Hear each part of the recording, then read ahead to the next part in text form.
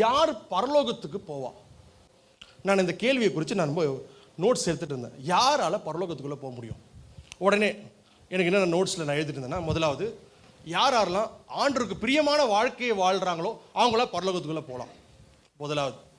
ரெண்டாவது, யார் வேத வாசிப்பிலையும் ஜபத்திலையும் கன்சிஸ்டண்ட்டாக இருக்காங்களோ அவங்கெல்லாம் நான் பரலோக ராஜ்யத்துக்கு போவாங்க. மூணாவது, நம்ம தேவனுக்காக ஊழியம் செய்கிறவங்க பரலோக ராஜ்யத்தில் போவாங்க. நான்காவது, தேவனுக்காக விதவிதமாக சபை கட்டுறவங்க பரலோக ராஜ்யத்துக்கு போவாங்கன்னு சொல்லி நானே சில குறிப்புகள்லாம் எழுதிட்டு நான் எப்படி ஜெபிப்பேன், ஆண்டவர் இதெல்லாம் நான் செய்யணும், ஆண்டவர் இதெல்லாம் செஞ்சால் எனக்கு என்ட்ரி டிக்கெட் பரலோகத்துக்கு ஃப்ரீயாக கிடச்சிரும் அப்படின்னு சொல்லிட்டு நான் என்னையே நான் தியானிச்சு நான் எழுதிட்டே இருப்பேன். ஆனால் நாட்கள் ஆக ஆக ஒரு மெச்சூரிட்டி ஆண்டவர் எனக்கு கொடுத்தாரு. அப்போ தான் நான் பார்த்து வியக்கிற ஒரு விஷயம் என்ன தெரியுமா? யார் உண்மையாலுமே பரலோக ராஜ்யத்துக்குள்ளே போக தெரியுமா? யாருக்கெல்லாம் அதிகமாய் மன்னிக்கப்பட்டதோ அவங்க தான் பரலோக ராஜ்யத்துக்குள்ளே போவாங்க. எதிர்ப்பு விசுவாசி கரங்களை மகிமைப்படுத்தலாமா? உங்களுக்கு புரிஞ்சுதான் தெரியல.